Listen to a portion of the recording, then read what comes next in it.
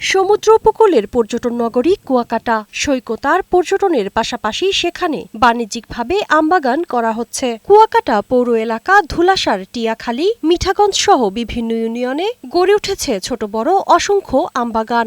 উপকূলীয় উপজেলা কলাপাড়ায় ১২টি ইউনিয়ন ও ২টি পৌর এলাকায় বিভিন্ন প্রজাতির দেশীয় বিদেশি আম চাষে সফল হয়েছেন কৃষকরা।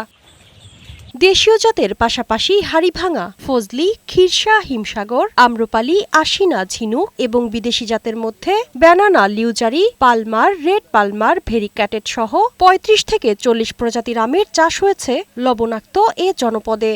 আমার বাগানে প্রায় এখন ৩৫ থেকে ৪০ জাতের আম আছে।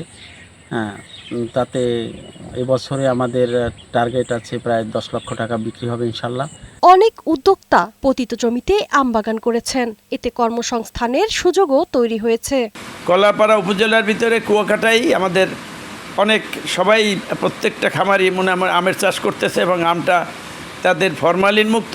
একসময় লবণাক্ততা ও প্রতিকূল আবহাওয়াকে চাষাবাদের বড় বাধা মনে করা হতো, তবে আধুনিক প্রযুক্তি, উন্নত জাতের চারা এবং কৃষি বিভাগের পরামর্শে সেই বাধা অতিক্রম করেছেন কৃষকরা। কৃষি অফিসার মহোদয়ের নেতৃত্বে খুব সুন্দরভাবে আমাদের কৃষকগণ উন্নত প্রজাতির আম তারা কিন্তু ফলন করে আমাদের দেখাতে পেরেছেন। এই কারণে কিন্তু ট্যুরিস্টরাও অত্যন্ত আনন্দিত হয়েছেন এবং তারা সেই স্পটগুলোতে ঘুরতেও যাচ্ছেন। বাগান আরও সম্প্রসারণ হোক, এটাই আমরা চাই। এবং এখানে প্রায় আমাদের ১০০টি আম বাগান আমাদের কৃষি বিভাগের মাধ্যমে প্রদর্শনী আকারে আমরা স্থাপন করেছি এবং সেই আম বাগানগুলো কিন্তু এখন সবগুলোই ফলন্ত অবস্থায় রয়েছে। শুরুটাই আমরা করে দিয়েছি, বাকি সম্প্রসারণটা কৃষক করেছি।